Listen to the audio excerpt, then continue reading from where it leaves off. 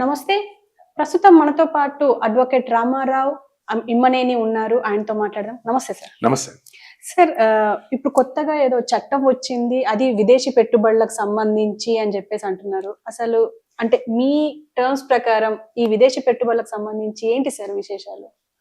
ఒక ప్రతిపాదన ఇచ్చింది కేంద్ర ప్రభుత్వం. ఓకే. అడ్వకేట్స్ యాక్ట్ ఉంటుంది. అడ్వకేట్స్ యాక్ట్ ఏంది? పూర్తి స్థాయిలో న్యాయవాదులకు సంబంధించి రెగ్యులేషన్స్, వాళ్ళ ప్రొఫెషన్ ఎట్లా చేయాలి, దేశీయంగా ఉన్న న్యాయవాదులు 27 లక్షల మంది న్యాయవాదులు మన దేశంలో ప్రాక్టీస్ చేస్తారు. అయితే దీనిలో విదేశీ ప్రత్యక్ష పెట్టుబడులు అంటే ఇప్పుడు ఫారెన్ లా ఫర్మ్స్ ఉంటాయి, లేకుంటే ఫారెన్ లాయర్స్ ఉంటారు, విదేశాలలో లా ప్రాక్టీస్ చేసేవాళ్ళు, అదేవిధంగా ఫారెన్ లా ఫర్మ్స్. మనకు వాళ్ళకు చాలా వ్యత్యాసం ఉంటుంది. అయితే ఈ న్యాయ వ్యవస్థ మళ్ళీ న్యాయ ప్రక్రియలో ప్రత్యక్ష విదేశీ పెట్టుబడులు అనేటివి ఎంతవరకు ఆమోదయోగ్యము, అదేవిధంగా ప్రత్యక్ష విదేశీ పెట్టుబడులతో ఇండియన్ లీగల్ ప్రొఫెషనల్స్ మీద ఎటువంటి ఇంపాక్ట్ పడుతుంది అనే విషయాన్ని ఇప్పుడు చర్చనీయాంశమైంది. అయితే గత శనివారం 23 తారీఖు నాడు భారతదేశ వ్యాప్తంగా న్యాయవాదులు దీన్ని వ్యతిరేకించినాక కేంద్ర ప్రభుత్వం ఆ బిల్లును వెనుకకు తీసుకోవడం జరిగింది. అంటే దీనిలో సంస్కరణల పేరుతో, మార్పుల పేరుతో విదేశీ ప్రత్యక్ష పెట్టుబడులను అనుమతించడం. నేను చిన్నగా చెప్తా, మా సింపుల్ టర్మ్స్ లో చెప్తా. ఇప్పుడు మన దేశంలో ఉన్న రాజకీయ నాయకులు మేము పెట్టుబడులు తీసుకొస్తాం, విదేశాల నుండి పెట్టుబడులు తీసుకొస్తాం, ఈ ఫీల్డ్ లో తీసుకొస్తాం, ఆ ఫీల్డ్ లో తీసుకొస్తాం అని చెప్పి ఫారెన్ టూర్లు పోతుంటారు. ఫారెన్ టూర్లు పోయినాక ఏమవుతుంది అంటే, ఎవరో వస్తారు, ఒక విదేశీ సంస్థ వస్తుంది, ఆ సంస్థకు పలానా ప్రభుత్వ భూమి ఇస్తున్నాం, తెలంగాణలో భూమి ఇస్తున్నాం, లేకుంటే ఇంకో జాగాలో భూమి ఇస్తున్నాం అనే విషయాన్ని మనం చూస్తూనే ఉంటాం, న్యూస్ పేపర్లలో ఇట్లా చూస్తుంటాం. అయితే ఇప్పుడు మనం సాధారణంగా ఇప్పటి నుండి మేము పోరాటం చేస్తున్నాం. ప్రతి కోట్ల న్యాయవాదులకు, జూనియర్ న్యాయవాదులకు, అట్లీస్ట్ జూనియర్ న్యాయవాదులకు, ఇక మేమంటే ప్రాక్టీస్ కొద్దిగా ఒక 20-25 సంవత్సరాలు అయింది కాబట్టి మేము నీళ్ళ తొక్కున్నాం. అదేవిధంగా ప్రొఫెషన్ మీద మాకు మంచి అవగాహన ఉన్నది, అది ప్రొఫెషన్లో బాగా పూర్తి స్థాయిలో మేము పనిచేసినాం కాబట్టి మేము ఒక స్థాయిలో ఉన్నాం. కొత్తగా ప్రొఫెషన్లో వచ్చిన జూనియర్ న్యాయవాదికి ఎంత ఇబ్బంది అయితే, ఒక చిన్న ఛాంబర్ కూడా ఉండదు. ఆడనే మీరు చూస్తుండొచ్చు, కోట్ల పొంటి ఎంత దౌర్భాగ్యమైన పరిస్థితి కనబడుతుంది అంటే, రోడ్ మీద కూర్చొని ఒక చిన్న షెడ్ టైప్ ఏర్పాటు చేసుకొని దాన్ని నోటరీ చేయడము, అట్లాంటి న్యాయవాదుల పరిస్థితి అంత దారుణంగా, దుర్భరంగా తయారైంది తెలంగాణలో. అయితే వాళ్లకు ఇప్పుడు ఈ విదేశీ పెట్టుబడులు పెడితే, ఇట్లనే మనం పేపర్లలో చూస్తుంటాం కదా, ఈ పలానా టెస్లా వచ్చింది, పలానా మైక్రోసాఫ్ట్ వచ్చింది, పలానా ఇది వచ్చింది, పలానా అది వచ్చింది, వాళ్ళకు ఇంత పెద్ద జాగ ఇచ్చినాము, ఆడింత పెద్ద జాగ, ఇన్ని లక్షల కోట్లు పెట్టుబడి పెడుతున్నారు, ఇది అది అనేది. ఇప్పుడు న్యాయవాదులు కూడా న్యాయ వ్యవస్థలో అంతర్భాగమే. ఒక న్యాయవాదిని ఆఫీసర్ ఆఫ్ ది కోర్ట్ అని సంబోధిస్తారు. అంటే న్యాయస్థానంలో ఉన్నప్పుడు అతను న్యాయ ప్రక్రియకు, లేకుంటే న్యాయాన్ని అందించే భాగంగా, అంటే కోర్టులు, న్యాయస్థానాలు న్యాయాన్ని ప్రజలకు అందించే దాంట్లో, ఆ ప్రక్రియలో అంతర్భాగం అవుతాడు కాబట్టి అతన్ని ఆఫీసర్ ఆఫ్ ది కోర్ట్ అంటారు.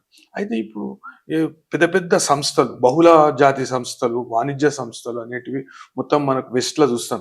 మనం హైదరాబాద్ అవతల, ఇంతకు ముందు అలా అత్రఫ్ బల్దియా అంటుండే అది మొత్తం. అయితే ఇప్పుడు మీరు గచ్చిబౌలి చూసుకోండి, తెల్లాపూర్ చూసుకోండి, నానక్రామ్ కూడా, పుప్పాలు కూడా, అట్లాంటి జాగాలలో చాలా ఖరీదైన భూములు అవి. సాంకేతికత అనేది పెరిగింది వాళ్ళకు. అయితే ఆడ ఇప్పుడు మీరు విదేశీ న్యాయవాదులకు మీరు పెద్ద పెద్ద ఆఫీసులు ఇస్తారు. ఎంత ఎంత ఘోరం అంటే, దేశీయంగా ఉన్న న్యాయవాదులకు జూనియర్లకు వచ్చిన ఛాంబర్ ఇయ్యంటే దానికి ఎన్నో ప్రతిపాదనలు పెట్టాలి, అది కాలం గడిచిపోతుంది. సార్ ఇప్పుడు ఈ విదేశీ ప్రత్యక్ష పెట్టుబడుల ద్వారా బయట, అంటే విదేశాల్లో ప్రాక్టీస్ చేసిన వాళ్ళు ఇక్కడ వచ్చి ప్రాక్టీస్ చేసుకోవచ్చు అంటారా? ఇక్కడ వచ్చి ప్రాక్టీస్ చేసుకోవచ్చు అనే ప్రతిపాదనను పెట్టింది. అది వెనుకకు తీసుకుంది కేంద్ర ప్రభుత్వం. అది ఘన విజయం. న్యాయవాదులు దేశీయంగా న్యాయవాదులు, భారతదేశంలో న్యాయవాదులు సాధించిన ఘన విజయం.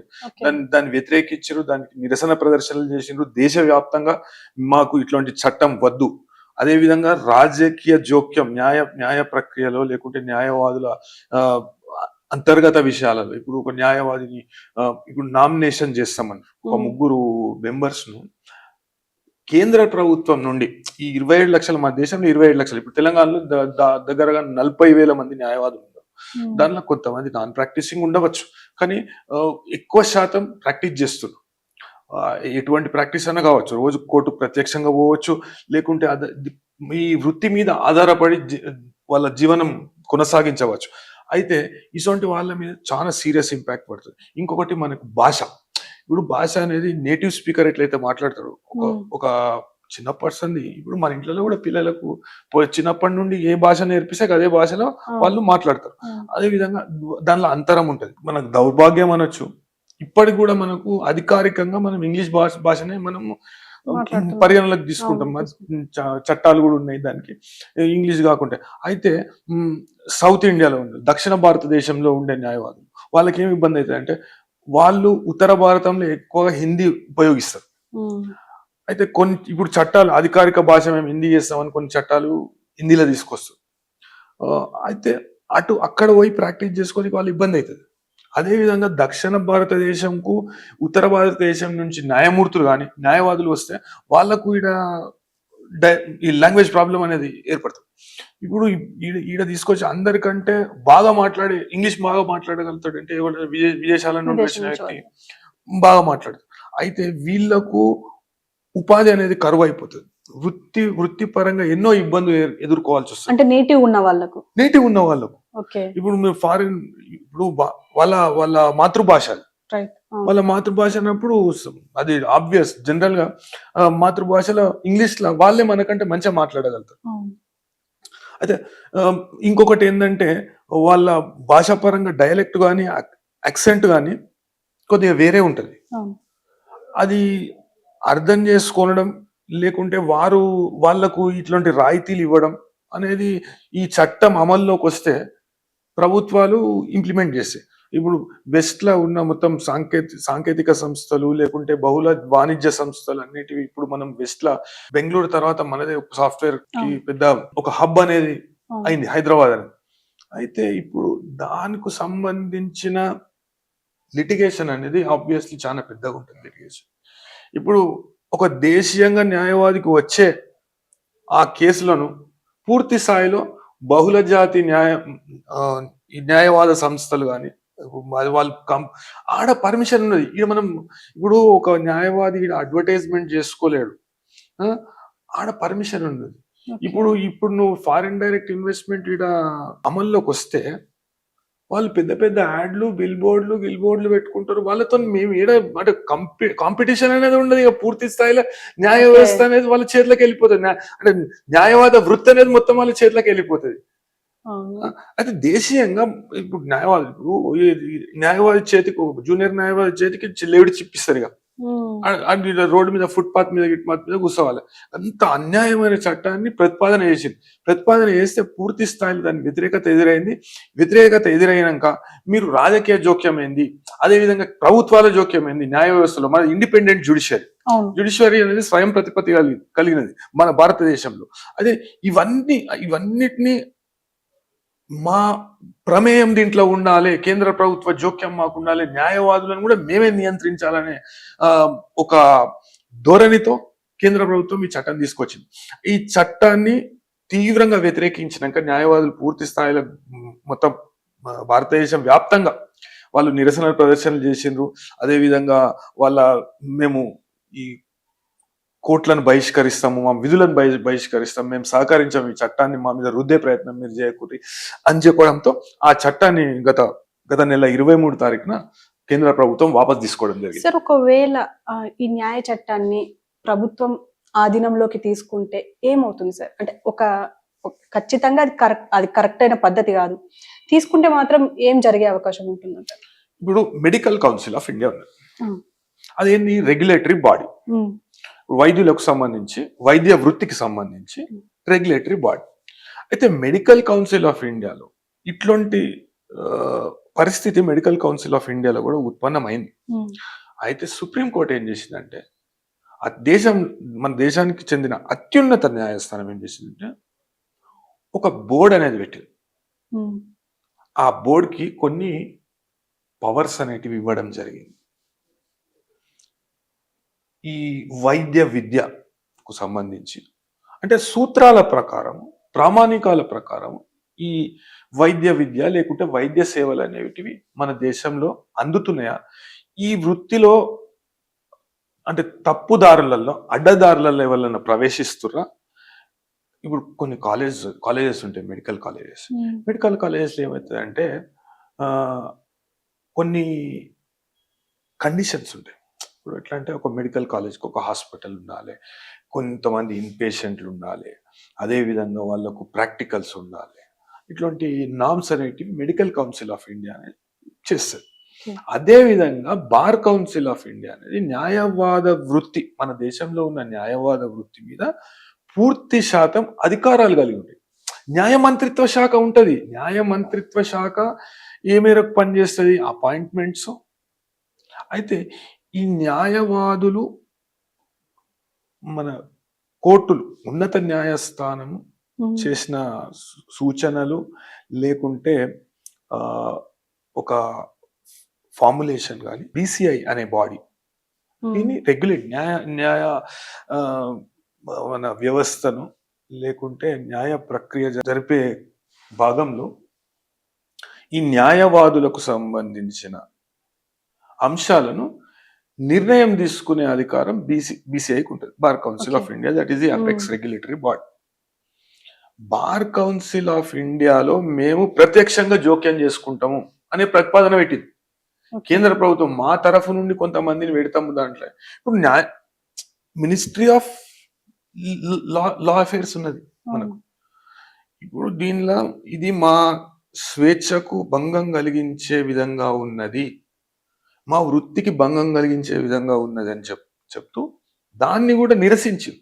పూర్తి శాతం అంటే న్యాయ వ్యవస్థ స్వేచ్ఛను, ఆ ఇండిపెండెన్స్ అనేటిది మొత్తం పూర్తిగా తీసేయచ్చే ప్రయత్నం చేస్తుండ్రు.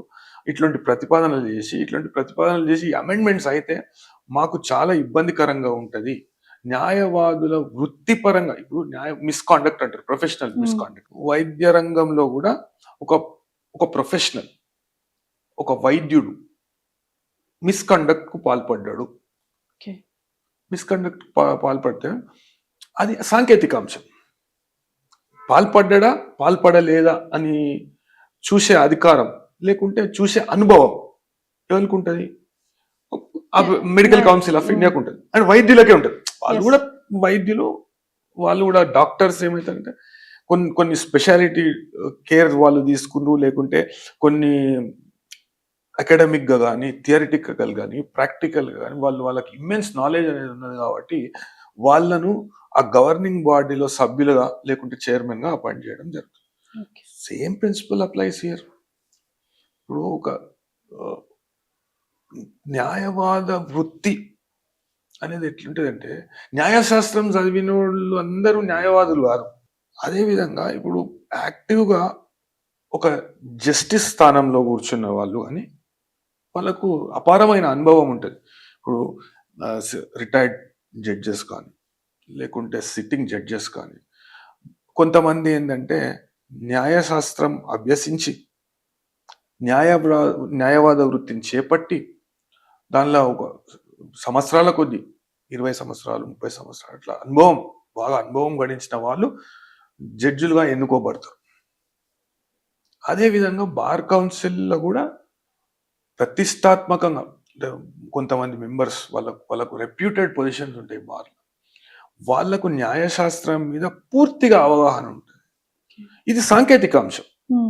అదేవిధంగా మినిస్ట్రీ ఆఫ్ లా అఫైర్స్ లా కొంతమంది వ్యక్తులు మేము అపాయింట్మెంట్ చేస్తాం ఒక 3 వ్యక్తులను అనే ప్రతిపాదన కేంద్రం చేసింది.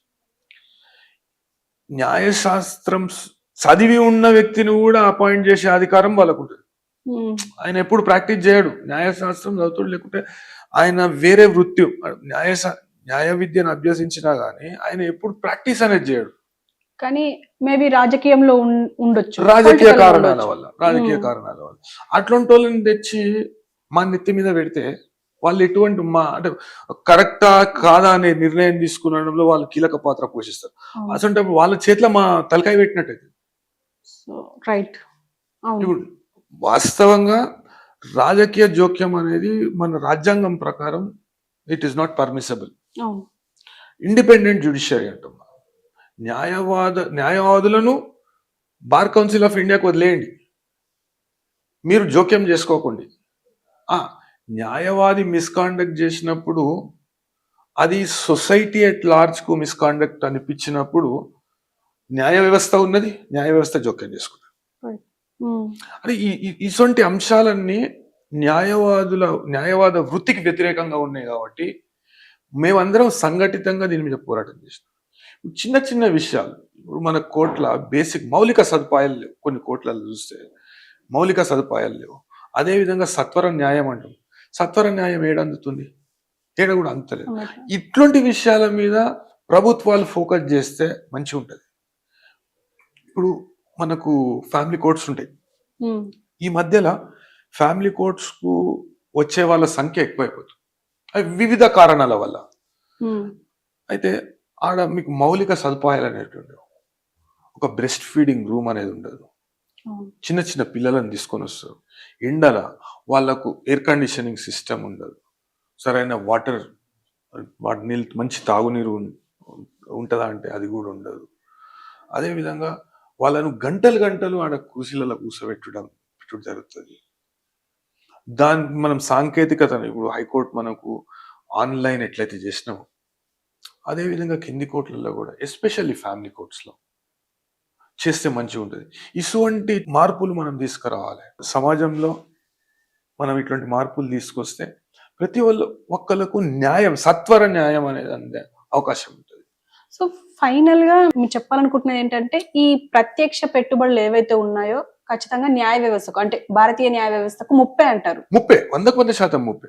ఇప్పుడు ఎన్నో అంశాలు ఉన్నాయి. ఇప్పుడు మన దేశీయంగా ఉన్న న్యాయవాదులకు మనం ఎంత మేలు చేద్దాం, ప్రొఫెషన్ ఎంత మంచిగా ఇంకా అభివృద్ధి చేద్దాం, మనం అంతర్జాతీయంగా మన న్యాయవాదులకు పేరు రావాలి, అదేవిధంగా అంతర్జాతీయంగా మంచి అవగాహన అనేది వాళ్ళకి తీసుకురావాలి, అట్లా అకాడమిక్ కరికులం అనేది మనం చేంజ్ చేద్దాం అంటే దీన్ని కూడా ఒక వ్యాపారంగా మారుస్తుంది.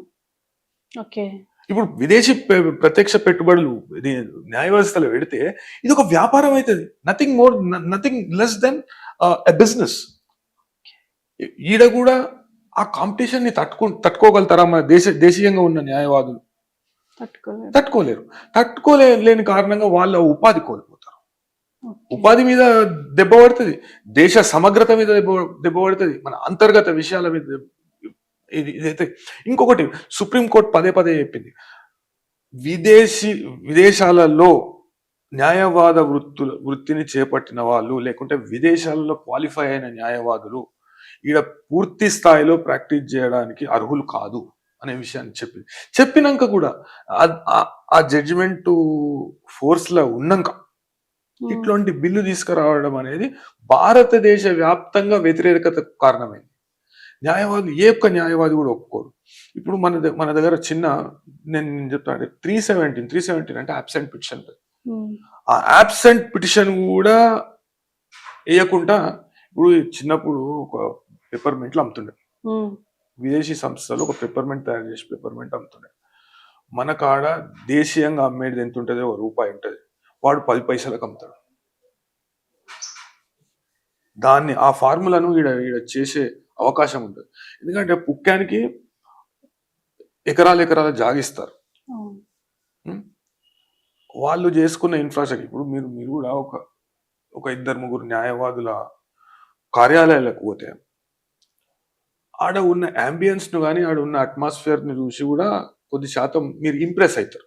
మీరు ఏమైనా కేసు తీసుకుపోవాలనుకో, మీకు ఒక కేసు ఉన్నది, వ్యక్తిగతంగా ఒక కేసు ఉన్నది, ఒక న్యాయవాది కాడికి పోతారు. మీరు న్యాయవాది కాడికి పోయినప్పుడు ఆఫీస్ చూస్తారు, అరే మంచిగా ఉంది ఆఫీసు, అంబియన్స్ మంచిగా ఉన్నది అంటే అంబియన్స్ చేయాలంటే రూపాయలు పెట్టాలి కదా న్యాయవాది.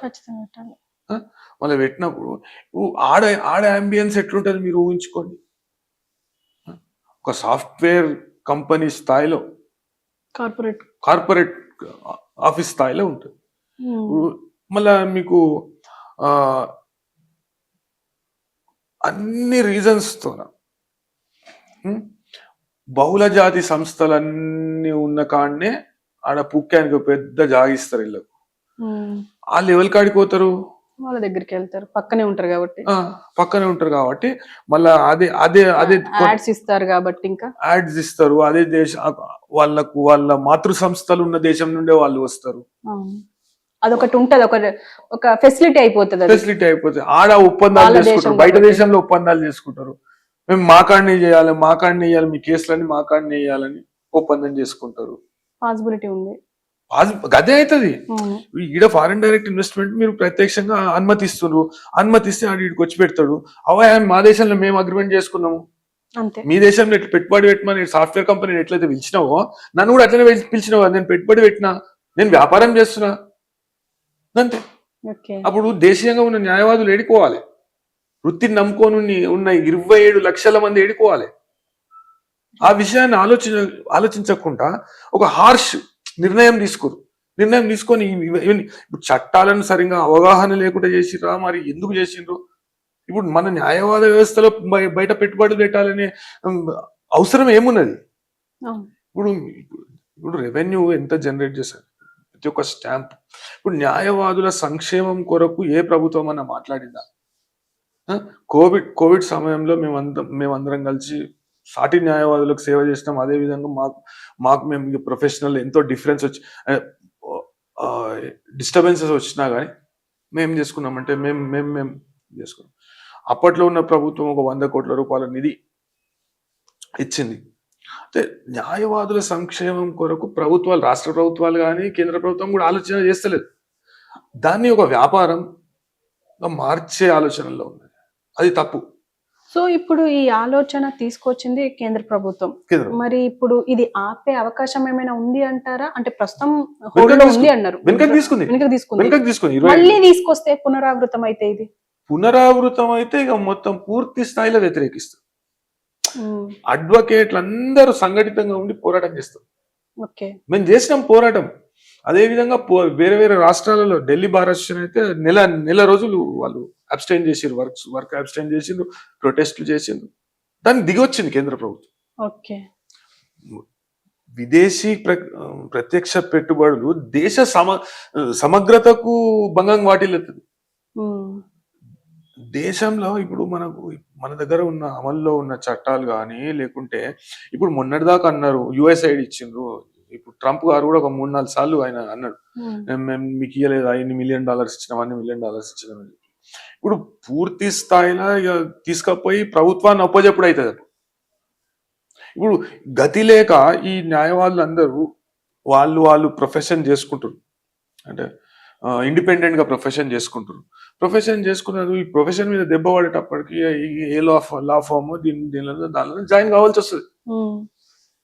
అట్లా మీరు కాస్ట్ అనేది సామాన్యునికి న్యాయము అందుబాటులో ఉండదు. అది కూడా ఒక మనకు దుకాణంలో దొరికే ఒక వస్తువు లెక్క అయిపోతుంది. డిమాండ్ ఉంటుంది కాబట్టి ఎన్నో లా ఫర్మ్స్ ఇక్కడ పెట్టుబడులు పెడతాయి కాబట్టి వాళ్ళు ఒక అడ్వర్టైజ్మెంట్ ద్వారా ఆకర్షితులు చేసి ప్రొఫెషన్ ని ఒక వ్యాపారం లెక్క చేస్తారు. ఇంతకుముందు అలా మనం చూస్తుంటే పెద్ద పెద్ద ఊర్లలో ఏంటంటే వకీల్ సాబ్ దగ్గరకు పోవాలంటే వాళ్ళు వస్తున్నాయి, వచ్చి వకీల్ సాబు పొద్దుగాల చూస్తాడంటే ఇక ఆడనే ఉంటుండే వకీల్ సాబ్ ఇంట్లోనే తింటుండే, చేతులు వకీల్ సాబ్ ఇంట్లోనే కడగాలి, వాళ్ళు ఏడిపోతారు అప్పట్లో. అయితే అట్లా ఒక స్నేహపూరితమైన వాతావరణం ఉంటుండే, ఒక కుటుంబ వాతావరణం ఉంటుండే.